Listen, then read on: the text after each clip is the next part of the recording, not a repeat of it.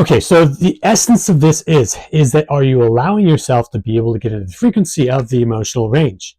The emotional range is going to be able to have the depth. You've got your emotions triangle that I've got, which is the emotion is beneath the feeling. But the ability to be able to resonate within that element, you're going to, if once you hit the emotional range in your emotional preparation, emotional activation, whatever ways that you call the ability to be able to get that emotion activated, you're going to be able to have both the feelings connected, you're going to have instincts going off, you're going to probably have some imaginary stuff working, your imagination is going to be activated, you're going to have spontaneous desires to start coming up. There's going to be stuff because your emotions activated. So are you willing to be able to put that into your acting work and switch from the self-focus over into the focus on the other actor? So we're looking at the ability to be able to activate your emotional responses by yourself prior to the acting, and then trust that you have the ability to have that act reactivated by the other actor. So you're going to trust that frequencies actually attract. Now, there's a repulsion and attraction element in acting. Now, the repulsion of a moment, you might take 2 or 3 steps back, and there's something that repulses you within from the other actor, and you want to be able to give both the other actor and also insist that you have the freedom yourself of that movement within the acting scene. You want to not be in a cardboard cutout where you have to do the demands of the other actor. You want to be able to be in that ebb and flow of the flexibility so that you're actually able to be repulsed by some things that they do, but at the same time attracted by things that they do. And that's the dance of being able to deal with the attraction and repulsion at the same time. And both actors need to be able to have that freedom within the acting scene. Look, resonance by itself is going to be something that you want to be able to create this ambience within the acting scene. The ability to be able to stay connected to the other actor is going to achieve it. There's going to be an emotional impact. You're going to have voice inflection. You're going to have the emotional depth. You're going to be all this subconscious stuff that's going to go on with yourself, and the ability to do this rests in your comfortability of what you're willing to be able to allow the other to be able to put you through an experience. Now, a lot of times, you're with an actor in an acting scene, and you'll be in a circumstance, and the circumstance alone will put both of you through this element. Both of you will be in the situation, and both of you will have your own responses to what the circumstance is, which, by the way, is really good acting. It's decent acting. It's good. It's going to work out where you basically have, so the audience has both of your reflections and the reflections of the other actor to see how you're actually responding under the imaginary circumstance, given circumstance, or the acting interaction, the acting scene. So when you're looking at you're working with frequencies, we're dealing with the emotional responses, we're dealing with the ability to let go of our subconscious elements. We're looking at being able to not judge ourselves when we're working off the other actor. We might have responses in us that are surprising to even us. This is elements of that we are able to work through the whole topic here. The frequencies of attraction are going to be active, where we're working so that we are open wound or an open fuse for the other actors can affect us, but still within the limits of or the protection of freedom. We're still in a free environment where we have ebb and flow. We have repulsion and we have attraction. We have the ability to be able to let our instincts go where they go.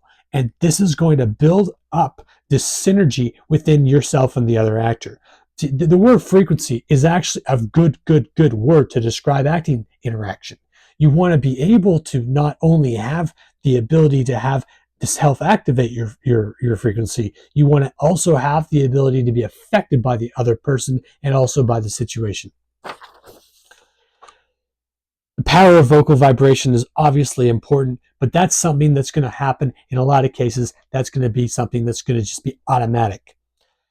The breathing of yourself with your acting scenes going to be something that's automatic. But this is all stuff that you want to be able to put on the other actor.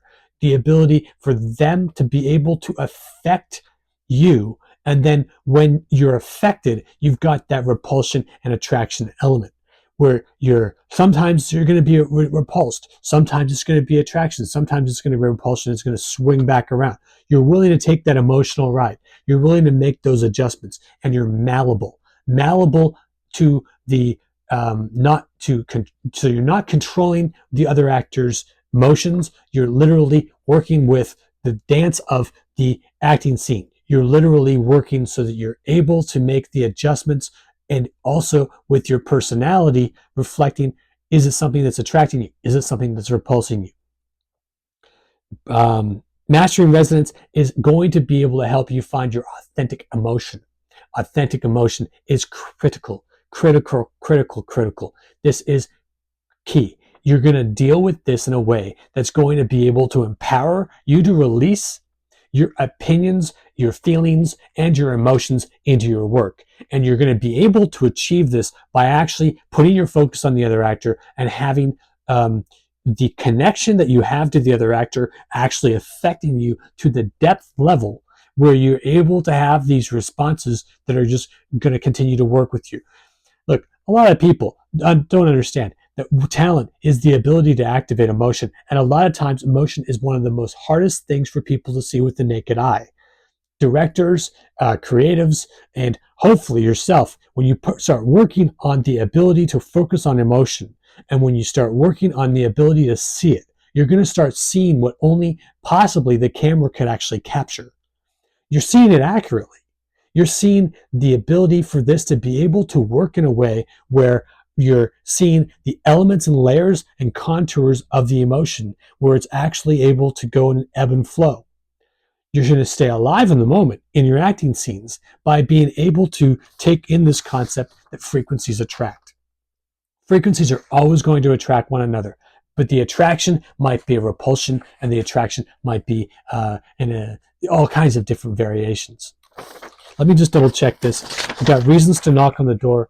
I did do a count of this. I think it's about 2,400 reasons, but it's actually 1,200, and then there's like 2 or 3 different sections to every single reason. So I've got this listed so that there's one main reason, and there's like 2 or 3 other things that you add to it. So I'm always talking about when you're doing your emotional preparation, when you're doing your activations, emotional recall, I don't care what you're doing to activate your emotion.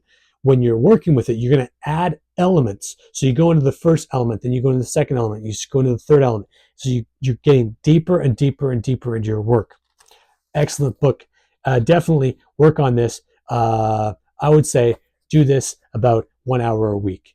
1 hour a week, you work on knocking the door, and it might be even every other week. But you want to definitely put time on being able to do this. And then you can mix it up with the emotional preparations books. The emotional preparations books are over 700 very, very, very solid emotions for acting. And you can isolate each one of those into a resonance and a frequency. It should go without saying, but it's important to say. And that is that when you're involved in an acting scene, you're going to experience stuff that you're not going to necessarily identify. And the ability to be able to identify what an emotion is and be able to do that in real time is a real skill set in acting. So that's the reason why, that's one of the aspects of the reasons why you want to literally go through those books. You want to read through all of the emotions. Don't feel like you have to go through the book page 1 to 700 or in the 3-book series. Skip around in the book. You have one emotion you look up. Maybe it's anger, or maybe it's let me look. Let me think about it. Regret. Let's look on regret. So you look at regret, and then the regret might mention that there's like 2 or 3 other emotions that kind of connect regret. Then you look through that regret, and you look and start to examine that, and you start to look at yourself within that element.